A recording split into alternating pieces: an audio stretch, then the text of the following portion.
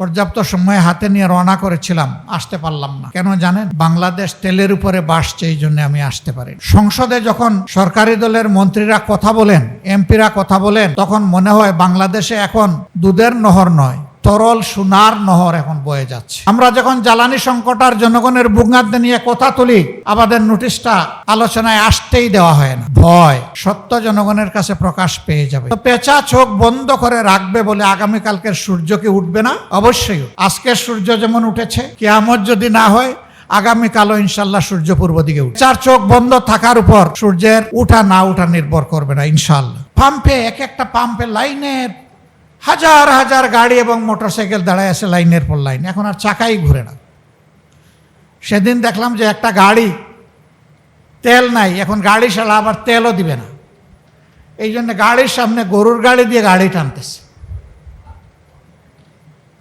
আমাদের মন্ত্রীরা বলে আগের চাইতে আমাদের তেলের রিজার্ভ এখন অনেক বেশি, চাহিদা বেড়ে গেছে। তো তোমাদের তাইলে ব্যবস্থাপনার দুর্বলতা, এটা তোমরা শুধরাই উঠো না কেন?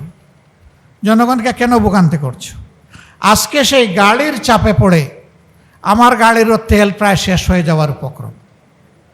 1 ঘন্টার মতো এই রাস্তায় কাটাই দিলাম, একদিকে তেল পাই না, আরেকদিকে তেল যা আছে ওই তেল না পাওয়া ভাইদের কষ্টের কারণে এই তেলও শেষ।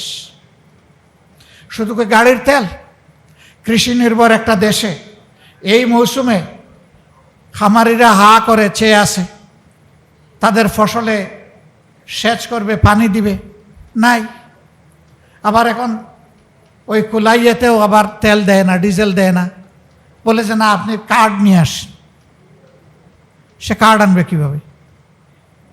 এখন তাইলে পাম্পগুলো অটোমেটিক্যালি বন্ধ হয়ে যাবে। এর কৌফল হিসাবে আগামী মৌসুমে আমাদের খাদ্য উৎপাদন মারাত্মক ব্যাহত হবে এবং খাদ্য ঘাটতিতে বাংলাদেশ পড়বে। অবশ্যই এই দেশে আমরা দুর্ভিক্ষ দেখেছি 74 সালে, কারো ঘর পুড়ে আর কেউ সেই ঘরে তাকে আলু পোড়া খায়। এখন যারা আছে তারা বোধহয় আলু পোড়া খাওয়ার অপেক্ষায় আছে। আল্লাহ তাআলা এই জাতিকে হেফাজত করুন। আমরা জনগণকে কথা দিচ্ছি, আমরা 77 জন যারা আপনাদের হয়ে সংসদের ভিতরে ঢুকেছি, আমরা 77 জন 18 কোটি মানুষকেও পাহারা দেব। আর সংসদের ভিতরে জাতির কপাল নিয়ে কেউ ডাকাতি বা সিনিমিনি করতে না পারে তারও পাহারা দেব ইনশাআল্লাহ। আপনারা দোয়া করবেন, আমরা কোনো অন্যায়ের কাছে মাথা উন্নত করব না এবং অন্যায়ের ব্যাপারে ছাড়ও দেব না। আমাদের পলিসি স্পষ্ট, ন্যায় কাজে সহযোগিতা সমর্থন, অন্যায়ের বিরুদ্ধে প্রতিবাদ এবং প্রতিরোধ, সেই দেয়াল আমরা তুলে রাখবো ইনশাআল্লাহ। আল্লাহ বাংলাদেশকে নব্য ফেসিবাদের হাত থেকে মুক্ত করার ব্যবস্থা করে দিন। এই লড়াইয়ে সবাইকে আপামর জনতাকে আমি শরিক হওয়ার জন্য আহ্বান জানাচ্ছি, কারণ লড়াইটা জনগণের জন্য, আমাদের জন্য না।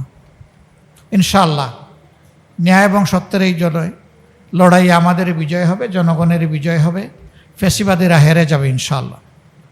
আমি বলেছি, যেদিন গণভোটের গণরায়কে অস্বীকার করা হয়েছে সেই দিন থেকেই নতুন করে আবার ফেসিবাদের যাত্রা বাংলাদেশে শুরু হয়েছে। আমরা এই যাত্রার কদম কদম যাত্রা আমরা থামিয়ে দেব ইনশাআল্লাহ, আমরা আগাতে দেব না। আর একটা বিষয় বলেই শেষ করছি, জ্বালানি সংকট মোকাবেলা করার জন্য আমাদের ফেরেশতা শিশুদের উপরে প্রথমে হাত পড়েছে, তাদের স্কুল বন্ধ করে দিয়ে ঘরে পাঠিয়ে দেওয়া হচ্ছে। করোনার সময় দারুণ ব্যাহত হয়েছে, অনেক শিশু সন্তান ড্রপ আউট হয়ে গেছে, লেখাপড়া শুধু ছাড়ে নাই, সে বিপথে চলে গেছে, কিশোর গ্যাংয়ের অংশ হয়ে গেছে। এখন আবার যদি একই পথে এই সরকার হাঁটে, তাহলে এই জাতিকে অন্ধত্ব এবং মূর্খতার চাদরে ডেকে দেওয়ার সিদ্ধান্ত নেবে এই সরকার। আমরা এটা রুখে দেব, এইটাও আমরা মানব না। আমাদের সন্তানদের মেধা হত্যা করার সুযোগ আমরা কাউকে দেব না। আমাদের বার্তা স্পষ্ট, সব ব্যবস্থাপনা নেওয়ার পরে সর্বশেষ হবে শিক্ষার উপর, এর আগে নয়। শিক্ষা দিয়ে নয়, লোড ম্যানেজমেন্ট বলেন আর ডিমান্ড ম্যানেজমেন্ট বলেন, আমার শিশু সন্তানদেরকে দিয়ে নয়, শিক্ষা দিয়ে নয়। এটা সবার শেষ, এটা 18 কোটি মানুষের জন্য, আমাদের ভবিষ্যৎ বাংলাদেশের জন্য, ভবিষ্যৎ প্রজন্মের জন্য, মাথা উঁচু করে দাঁড়ানো একটা শিক্ষিত জাতির জন্য আমরা এখানে কোনো কম্প্রোমাইজ করব না। আবারও আজকের এই আলোচনা সভার শুভকামনা করে এবং জাগবার অব্যাহত অগ্রযাত্রা মহান মাবুদের দরবারে কামনা করে আয়োজক সবাইকে, সংগঠনের সবাইকে, সুধীমণ্ডলীকে আমার পক্ষ থেকে কৃতজ্ঞতা জানিয়ে আমার বক্তব্য এখানেই শেষ করছি। আল্লাহ হাফিজ। বাংলাদেশ জিন্দাবাদ। বাংলাদেশ জাতীয় গণতান্ত্রিক পার্টি জিন্দাবাদ। আসসালামু আলাইকুম রহমতুল্লাহ। সিংহের মতো গর্জন করতেন। জাতীয় জীবনের প্রতিটি সংকটে সবার আগে যার দরাজ কণ্ঠ শোনা যেত তিনি আমাদের প্রিয় নেতা জনাব শফিউল আলম প্রধান। আমি আমাদের দলের পক্ষ থেকে আর একটু বেশি কৃতজ্ঞতা উপলব্ধি করি। আমাদেরই একটা অনুষ্ঠানে তিনি আমাদের আহ্বানে দাওয়াতে শামিল হয়েছিলেন। যেই অনুষ্ঠানের একটা বক্তব্যকে বিকৃত করে কতিপয় দুষ্ট লোক জামাতে ইসলামের মতো একটা সংগঠনের শীর্ষ নেতৃবৃন্দের বিরুদ্ধে ধর্ম অবমাননার মামলা করেছিল এবং সেই মামলায় প্রিয় নেতা শফিউল আলম প্রধানও একজন আসামি। আদালতে উঠেছেন, জেলে গিয়েছেন, কষ্ট স্বীকার করেছেন, কিন্তু না, তিনি অন্যায়ের সাথে আপোষ করেন। আমরা তার কাছে চিরকৃতজ্ঞ। আলহামদুলিল্লাহ, তার রেখে যাওয়া এই সংগঠনের হাল ধরেছেন তার অত্যন্ত স্নেহের আদরের কন্যা এবং তার সন্তান। আমরা মানসিকভাবে মনে করি যে আমরা তাদের পরিবারেরই সদস্য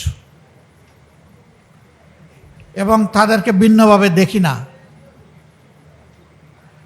আজকের এই বাংলাদেশ যে সংকটের মুখোমুখি হয়েছে, আজকে এরকম মানুষের বড় প্রয়োজন ছিল, জোর কদমের সামনে এসে বলবে জাতির সাথে যেটা করা হচ্ছে এটা অন্যায়। 2/3 মেজরিটির অহমিকায় ভুগে জাতিকে আবার ফেসিবাদের দিকে নিয়ে যাওয়ার চেষ্টা করা হচ্ছে। তিনি বলতেন, ফেসিবাদ আর জনগণের আকাঙ্ক্ষার মাধ্যমে মধ্যখানে যদি অন্য কিছু এসে দাঁড়ায়, আমি সেই শফিউল আলম প্রধান। ফেসিবাদকে জনগণের দিকে